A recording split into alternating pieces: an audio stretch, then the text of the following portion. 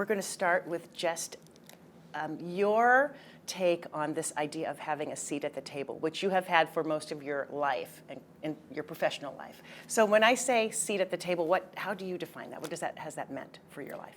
Well, I think having a seat at the table means the opportunity to contribute.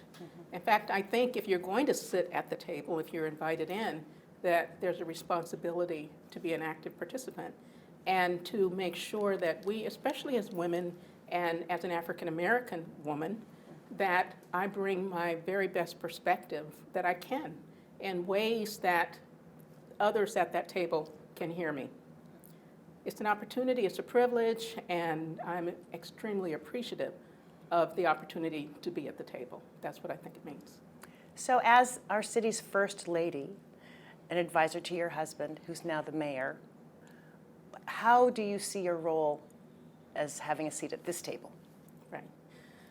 Well, first of all, I do want to say that my husband is a very strong leader, and I respect that. I respect the fact that he's the mayor, and our marriage has been one of a partnership. And I think he looks at me to bring up, again, the very best insight that I can.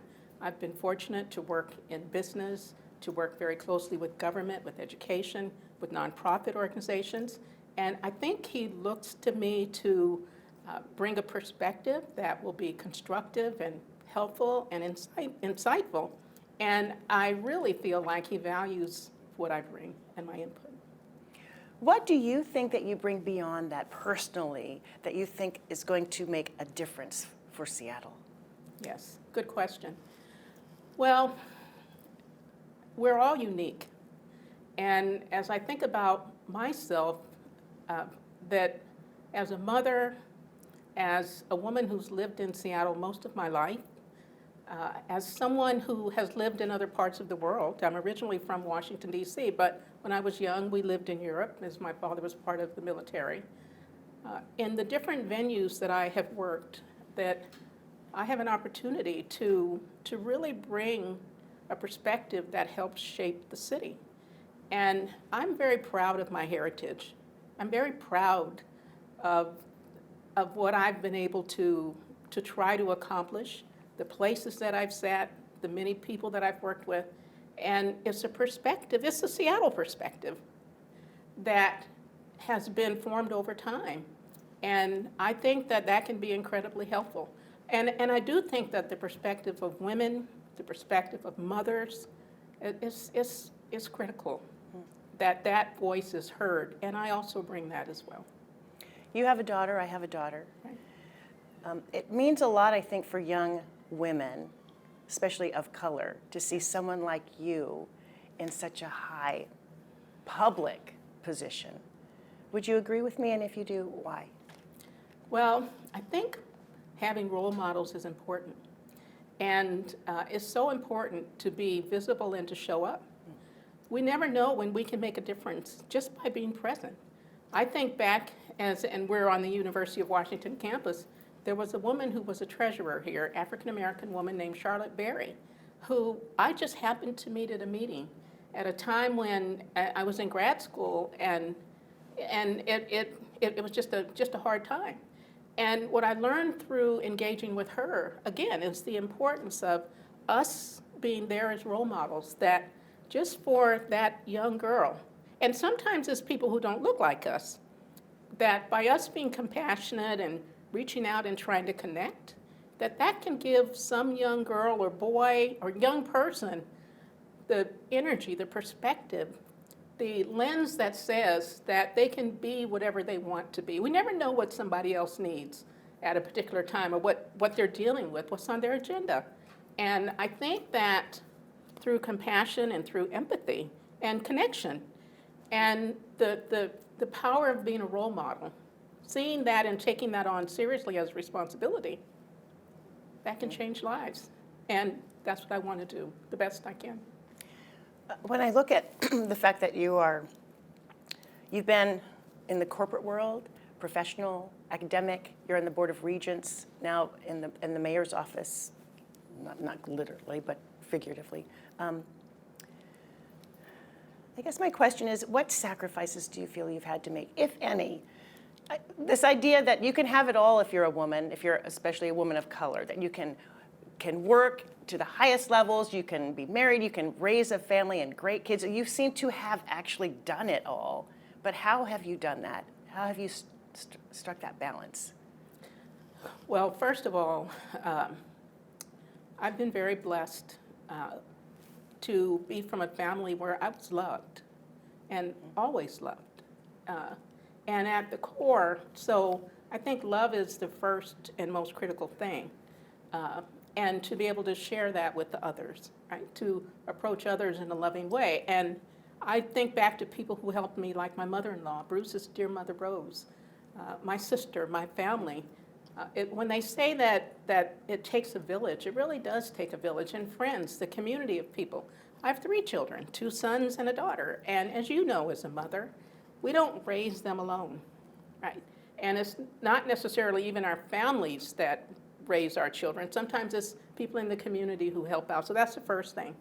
I think the second thing is that, again, I've been very fortunate to have worked in great venues, great companies, to have had a lot of support. And if I look at myself personally, what I will admit, people tell me this, I don't always feel it, people tell me I'm very disciplined. I am always willing to work hard to do the best I can, but I realize that it's not so much about me, right? I'm a part of an ecosystem. I have a responsibility to others, and I find that if we give the best we can, if we try to extend ourselves, most people will reciprocate. And the other thing I'll say is that I don't have it all. I think that what I'm an example of is that over a lifetime, that you can achieve what your dream is. You may not have it all when you're 30 or 35 or when our kids were young and we were struggling to do this or that. But as we look at a lifetime, and a life is a long time if we're blessed, then yes, indeed, we can sit in many different chairs with the focus on lifelong learning and continuing to improve ourselves. You brought something up, and it took my breath away for a second. I lost my dad 10 years ago this week. And when you talked about the importance of being loved, I don't think we talk enough about that and how important that is in raising children and bringing that to our relationships and the things that we do. And I know your dad was important to you too. Yes. Was it critical in the person that you became? Can you talk more about that idea? Yeah. So a little bit more about this. So my mother passed away suddenly when I was almost 11 years old. My mother was a teacher. She was absolutely wonderful. And I was fortunate to have a father who was there my whole life up until the day he died when I was in my 50s. And I was over his house and he told me to lock my car doors when I was leaving, right? And so I think that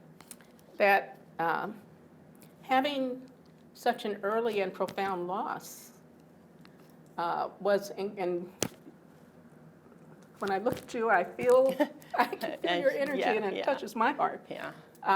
But dealing with profound loss and pain as a child, and being surrounded by love, and that's why in the photos I gave you, I have my grandmothers, both of them, right? And my family, because they were so important. And that's why love is so important to me, because especially as I look back, and you know how it is, we get down the road and we look back and then we realize, oh my goodness, we were so blessed. So right, blessed. the love, the affirmation, and we have a responsibility to give that back. And as I think about loss and losing those that we love, that happens to all of us. Mm-hmm. And if we're lucky, we can look back and reflect and feel appreciation and joy. And that's how I feel when I look back on my life, to my parents, my grandparents, the ecosystem of people around me. I'll also share that both of my brothers passed away probably about 3 years ago, within a very short span of each other. And losing siblings, especially that closely together, was another incredibly painful point in my life. And again, it's the love that sustains us. So I'm sorry for your loss. I'm sorry for your many losses. Even I was at 50 when I lost my dad, but it seems like yesterday. You know, I mean, those things stay with you for forever. They shape who we become. I've spent a lot of time, we're totally off topic, by the way, but I think these things are almost more important when I think of our broader audience. Right. When I think a lot of people in our age bracket are thinking about what they're going to leave the world, what they're going to leave behind, what their work is going to be, what their legacy is going to be. And when you have children, I go back and forth between what I'm going to leave personally and what kinds of children I'm going to leave, people I'm going to leave into the world, and that I really want that to be more of my legacy. Compassionate, kind children who become great people. How do you think about your legacy and what you want it to be? Well, we think about this similarly. I think that, for me, having 3 children, Jason, Adam, and Joyce, who I respect and love, and who I know can go out in the world and make a positive impact, who carry forth, my values and Bruce's values, our family values, and who I trust to do the best they can and give the best they can. That certainly, for me, is a legacy. I also think that, well, I'll tell you my personal mission. I came up with this a few years ago, is to leave the world better, through the love I give, the example I set, and consistently giving my best. And if I can do that in every venue that I'm in, whether it's sitting at the table, whether it's as the First Lady, then I'll have done my job. And if I'm fortunate, others will recognize that and feel that I at least met them halfway. Where does that come from, that inner focus, that clarity of who you are and who you want to be and what you want to leave? Joyce, I really think that the inner clarity comes from first feeling affirmed. As a child, I can always say that I knew that I was loved. I have an older brother, and I had an older brother, younger brother, and then my sister. And growing up between 2 boys who were not easy on me, taught me to be competitive, right? And to compete with them equally. Growing up in a family where my sister and I were expected to be as smart, as competent as our brothers, without taking anything away from our brothers. Spending time in Washington, D.C., which at that time was a predominantly African-American city, and seeing African-Americans in all sorts of roles, people who look like me doing everything, right, up to being the mayor. That's affirming. And so I think that it's a level of confidence that's built from love and compassion and feeling affirmed and having a responsibility, really believing that I have a responsibility to help others. When I was 15, 16 years old in D.C. and I wanted to go out and work, my friends were saying, oh, let's get this job or that job. I remember my father said to me, he said, well, you're going to work your whole life. Why don't you do something and help somebody first? And that's the year that I was a candy striper at Walter Reed Hospital for the American Red Cross. So I think a lot of it starts from home, but a good community, great opportunities, and a sense of appreciation. That's the other thing. Every day I still say my prayers, and I thank God, and I say thank you. I'm incredibly grateful for the opportunities. So gratitude is a big piece of it, too. Is. When you look at your role now as our city's First Lady, what do you see as the things that are your priorities that you're most concerned about when you look at what the state of our city? Well, first of all, I don't think you'll find a bigger booster for Seattle than me, than I am. I have huge belief in this city. I'm proud to be in Seattle. And yes, I see the issues. I think homelessness is is the first and primary issue. And from there, there are so many others. As a woman, as an African American woman, but as a mother too, as a mother with children. And that extends across communities, extends across races and religion. Whatever I can do to help bring forward some of those issues and make sure that a family focus is taken, right? A focus on children, a focus on learning, a focus on women and what we bring. That would be my agenda. And the other thing, I'm really excited to learn more about Seattle. There are parts of the city that I'm still experiencing. It's my goal to lean in, be the best partner and best advocate I can be for this city. That's what I feel. Through your many years at Microsoft, one of the things that most recently became glaring to all of us across the country and here in Seattle was this divide digitally. Yes. It was part of your work at Microsoft. Yes. How should we address that? What is your perspective on that? How significant is that in terms of how our children are being impacted and how they learn? Yes. Well, the digital divide is real and it's critical. And there's so much data on this too, but if you look at where the job opportunities are, colleges and universities can certainly help. And that's one reason why I'm so proud to be on the Board of Regents at the university to help there. But these are great jobs, they're great opportunities, and what we have to do is to expand the pipeline.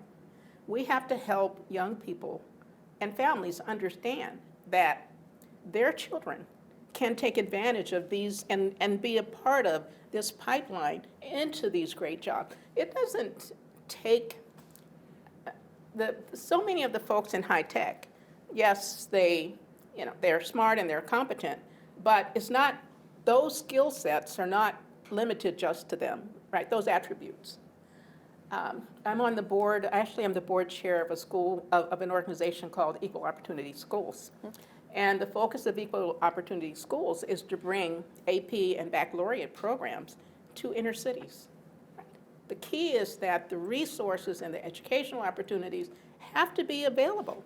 And it has to start before high school. That's the other thing I think, right? It has to start early so that our children can take advantage of these opportunities, and so that it's not just limited to a small few, right? That the opportunity base is expanded so that everyone sees that, oh, I can be an engineer, I can be in the medical fields. These opportunities are available to all of us. And we as a society and as a community want to make sure and should make sure that all youth have access. I really believe in that. That's critical. And what did you see? What did the pandemic reveal about the gap in how our kids are learning in terms of access?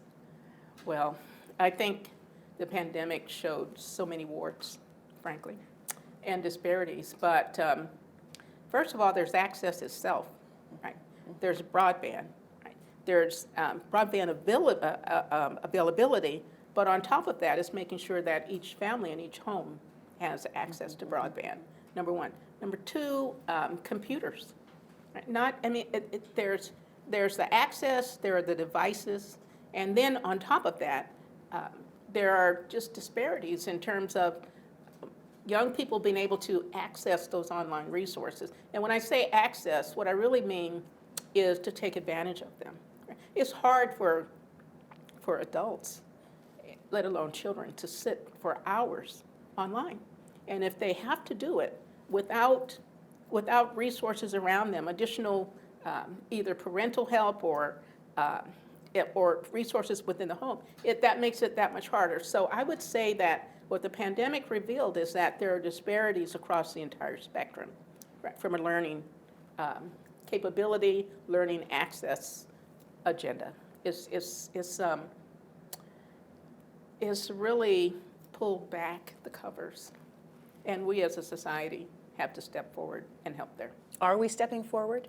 I think we're trying. I look at companies like Microsoft, for instance, and others that have built great digital skills curriculums and are very committed to working with communities, working with government leaders, working with educators to make those curriculums available to all people, not only to young people, but to adults who are trying to change careers as well.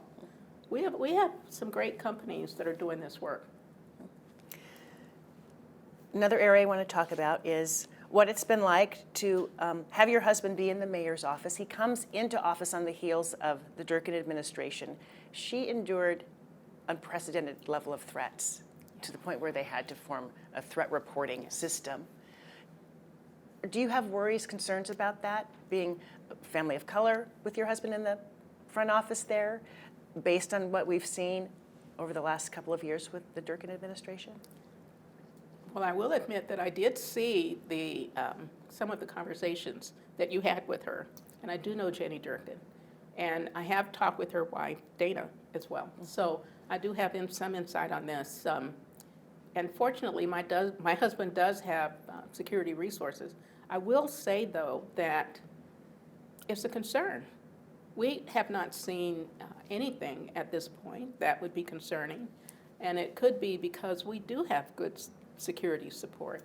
But it is a concern, and when I became aware of the level of risk, potential risk, I had to think that through. Yeah. It's real. Yeah. It's real. That's all I can say, Yeah. is that it's real. And it was at a level I don't think many people appreciated, Yeah. but Mayor Durkin wanted people to understand that it's not acceptable Right. to target people who are public servants Right. in such a threatening way, I would agree with so her. persistently. I- So I'm happy to hear that you're not enduring that, but you're clearly, the office is prepared to tackle Yes. any of these things, Yes. but you're not concerned, Well, overly concerned. Not right That's now. good. That's I will good. say, when Bruce was in office previously, we did have homeless advocates camp in front of our house for about a week. And, you kind of adjust, and we took them coffee and soup and made sure that our children learned from it, frankly, to understand the perspectives. That's a different scenario, though, than what Mayor Durkin faced. And I have huge empathy for what she and Dana went through, and feel at this point we're certainly not at that level. And I have confidence that the resources will be there to help us should something like that happen. Yeah, I think part of the issue with that still exists is a level of extremism in our politics that we see now. Her family was dealing with homophobic, misogynistic, just horrible hate speak. We've seen a rise in Asian hate crime. Yes. Communities of color have long dealt with levels of racism that we don't talk enough about. How do you assess the state of things in terms of where we are? Well, we are certainly divided. However, my husband and I both believe that what's more important is what we have in common. I'll give you an example. So, for instance, UW, right? I love the UW, and sometimes the UW plays Wazoo, right? My team is UW. But when the UW plays Cal, right, or any other team, or if the UW, or if Wazoo plays Cal, right, or any other team, I'm going to root for Wazoo, right? Right. So my point is that, yes, we have differences, and sometimes our hearts are all the way in those differences, but we also need to understand what we have in common, right? In the scenario of UW and Wazoo, we're Washingtonians. We've got to root for the state, right? We've got to ride for the brand. Right? We live in Seattle. We are Seattleites. We may have differences about how we resolve an issue, but at the end of the day, it needs to be resolved. Somebody's got to compromise. We've got to be able to compromise and understand the perspective. We've got to ride for the brand. We live in Seattle. We are Seattleites. We're in the Northwest. It's our home. We've got to come together. And the thing is, you'll hear Bruce talk about One Seattle, right? And that's really what One Seattle is about, is figuring out what do we have in common. Respect the differences, celebrate the differences. But at the end of the day, you've got to look down the road and say, how do we win? It's about winning in the long term. coming together and feeling good about it. That's how I look at it. At the end of his first term, we're really looking ahead now. Yeah. If there is one thing that you hope has changed in the city or has been accomplished and that you've been a part of that change, what would it be? Well, there are actually two things that are really important to me. One is a reduction in violence and gun violence. And I know Bruce has that on his agenda. And the other is homelessness. And I know that's top of mind for him as well. I also know that both problems are difficult to resolve. They don't get fixed right away. As I said earlier, Bruce makes his decisions and he's got a great team around him. And I'm a part of that. You know, as a wife, as a colleague, as a citizen, right? And those are the two areas that I'd like to see impact be made in, and I believe that we will. And as a regent, there's one other one. As a regent, health equity. Health equity is so important, and the wonderful thing is that having UW Medicine and Anamari as our president and Dr. Paul Ramsey leading, I'm very confident about them leaning in to the city and with the county to help on that as well. I think at the end of the day, it's about making Seattle be the best it can be for the good of our region, for the good of our state, and us coming together and all leaning in to get there. In particular, there has been such a rise in gun violence. I'm not sure why. I'm sure we could quantify it if we really peeled it back. Why is that a big concern for you personally? Well, as a mother, let's go there. Yeah. This can touch any of our children, irrespective of race, even gender. And as African American, as a mother of two African American men, that the risk level is higher. I don't remember all of the demographic data right now, but it's senseless. Lives lost that don't need to be lost. Yeah. We need to see progress there. Yeah. And I think that we will. Enough of us are looking at it, enough of us are concerned that I think we'll make progress. And your time at Microsoft as an African American woman, even as a woman in a historically white and male profession, what was that like and how did you do it? How did you navigate that? How did you not just survive but thrive in that space? Well, the truth is that it really comes down to what do we have in common. What I mean by that is if I'm in a room, well, Microsoft is what, 76% male. So at any given time, the odds are that I'll be the only woman in the room, right? And certainly the only African American woman in the room. And in a scenario like that, it's not my color, right, that matter, or my gender. It's what do I bring to the table? What can I contribute? How do I make sure that I have the confidence to really lean in and bring my best? And there's an expectation. If you're there, you contribute. And if you don't, then maybe you shouldn't be there. And so I won't say that it was easy, but I will say that I felt comfortable doing that. And it worked. And you were and have been a role model for so many women and people of color who have come after you. Yes. You know that. Yes. You feel that. You've been told that, I'm sure, from Yes. people who are now in that space. Yes. Yes. Yes. You must be so proud of that. Well, I'm glad to have been helpful. I think that's it. I mean, you probably understand this. I don't really carry pride, I would say. I think what I carry is a sense of appreciation for having made a difference and for somebody telling me that. I mean, that's as good as it gets, right? I was thinking gratitude when you were saying Yes. that very Yeah. thing. That's what I've always sort of Yes. felt, a sense of gratitude for having had the opportunity. Right. It's The an honor support. for somebody to ask for help. Right, right. It's an honor, and there have been so many people that helped me along the way that I have a responsibility to help others. It's none of us lives alone. We're each part of an ecosystem.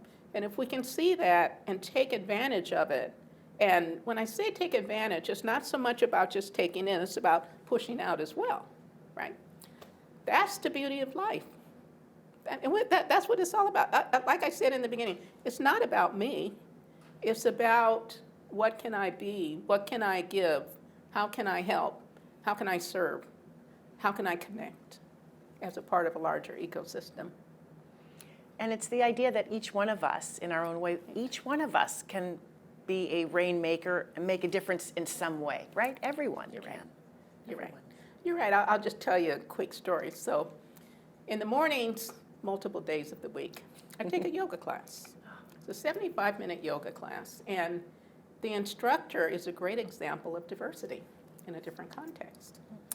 He's a retired surgeon, Caucasian man who's, I'd say about 6'2", 6'3".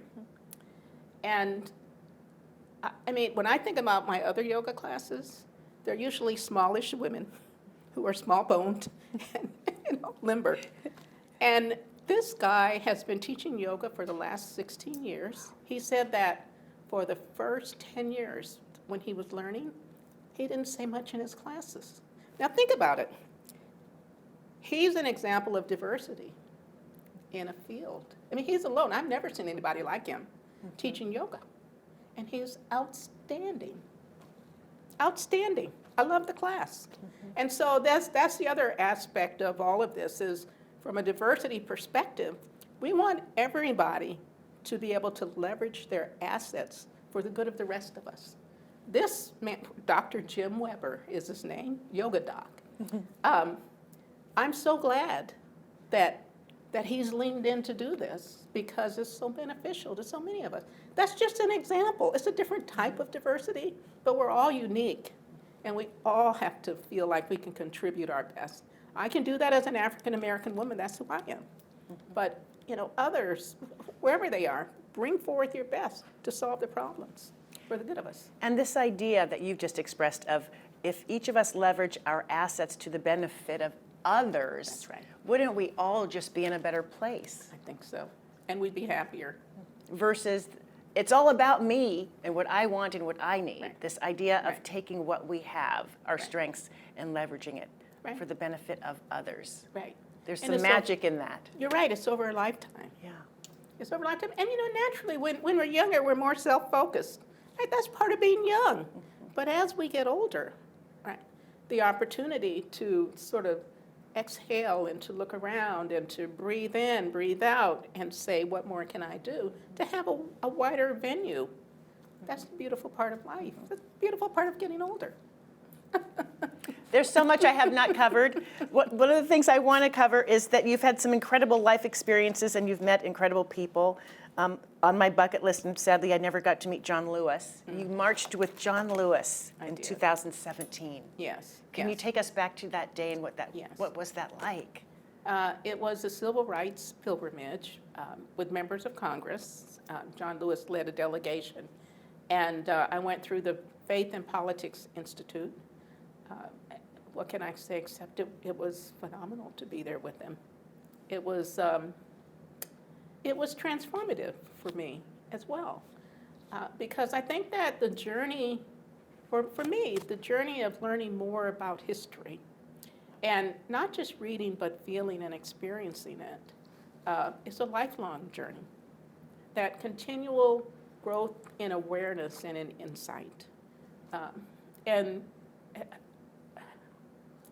it was transformative. It was transformative. That's all that's the best I can say and convey. I felt so honored and privileged to have the chance to be with him. Such a humble man, so powerful, so down to earth. A true leader. And and he's with me today. That experience stays with me. It's a part of the work that I do at the university, that I did in terms of the Diversity, Equity, and Inclusion Advisory Committee for the Board of Regents.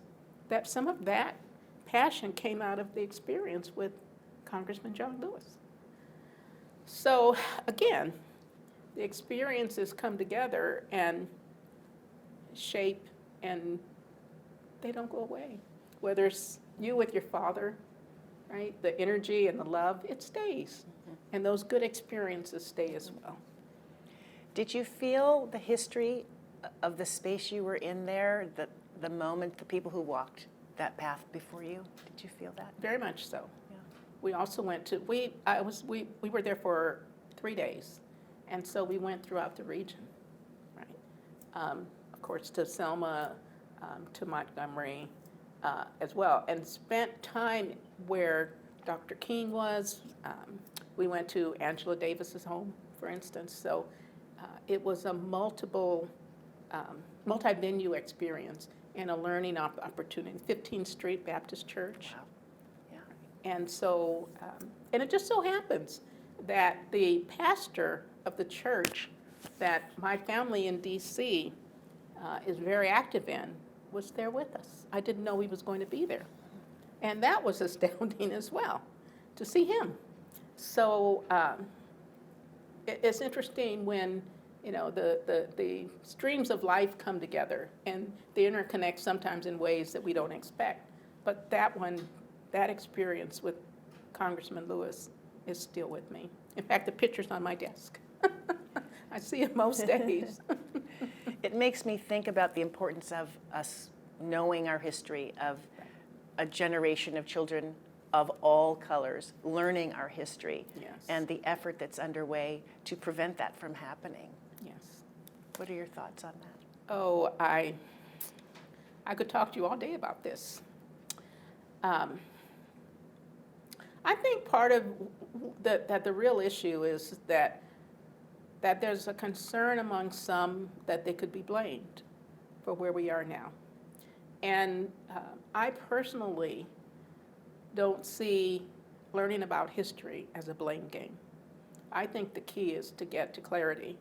And as we have more indigenous voices and we learn more about the history of America, right, relative to indigenous people and to enslaved people, as well as, and we were all immigrants, but groups of immigrants. That's the American story. I mean, the truth is, it's the American story. It's the good and the bad. And I would rather have my children and grandchildren understand it than not. I think that that'll be one of the battles in society. How do we see the world? How do we tell our story? Because the perception of where we have been shapes where we go. And so that's the other part of that, that if there's a broader understanding of the full history, right, not only the impacts, but the outcomes and why we are where we are today, then I think that will lead us towards a more inclusive path. Right? But there will be a battle, and you know, there are wars that are waged, battles that are waged, so often over perspective. It's a difference in perspective. And I think the key is to fight to tell the full story. What is the danger in not doing that? What is the danger for our country, and what is the danger for communities of color to try to wipe away that history of where they're from, who they are, the history of how they've survived? Well, I happen to think that if the story's not told correctly or clearly, and if it's not embraced, then what happens is the outcomes are still there. You see, if we look at disproportionality, or we look at institutional racism, there are people who will say, oh, that doesn't exist, but yet we see disparate impacts on people of color. Right? And so whether the story is embraced or not, the outcomes are still here. The only way to change the outcomes is, I think, to understand, well, what are the root causes, right? And then from there to figure out, how do we address those scenarios so that we can be in a better place? We at some point, we have to embrace it. And I think that what we'll find is that the communities and the school districts that decide to embrace the full story are the ones that will make more progress in solving some of the hard issues that we face. We'll have to see how that all works out. I think you're right, it's going to be a battle. Is there anything I have not asked you that you want our viewers to know about you? I think you've done a good job on this interview. Thank you. Hopefully our viewers will have a sense of who I am, that I am very honored to be the First Lady of the city, and that I've talked with other First Ladies, right? Constance Rice is a phenomenal mentor and friend. She's also a fellow Regent. Sharon Nichols and I met recently, and again, I can't say enough good things about her. I talked to Dana, Mayor Durkin's wife, Dana Garvey as well. And so I'm getting input. I've also looked at First Ladies and done a little bit of research on the role of First Ladies around the country at different levels. And what I've decided here in Seattle is that what I can do best is first of all make sure that I'm leaning in, that I'm focused on learning, that I'm focused on connecting, and that I'm focused on bringing back the insights that I get into conversations with my husband. Because I trust him to take that input and make the right decisions. He's the mayor, I'm the First Lady, we're a team. But you have different perspectives. Right, we're different people.